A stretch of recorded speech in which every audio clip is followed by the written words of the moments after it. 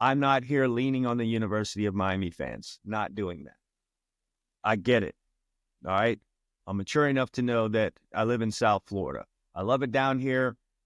And for many reasons, and for some of those reasons, that's what might keep an individual away from a football game on a Saturday. We don't pack 80 to 90,000 in every week like they might do in Gainesville or in Tuscaloosa or in Athens or in Columbus or in Ann Arbor or in Austin.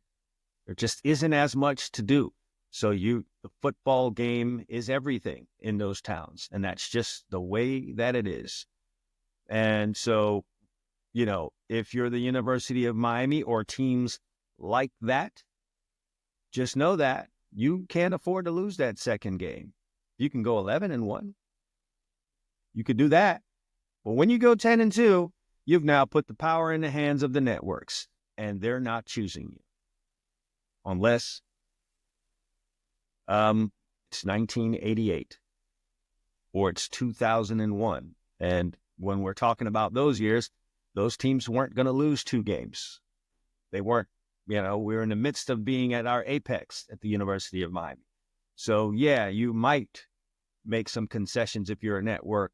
You might call down to a committee if there was one and say, hey, we really want to see these guys in here. They're controversial. They make noise. People want to see them. They drive the ratings. But in this day and age of analytics where everything can be analyzed, the networks have analyzed the numbers.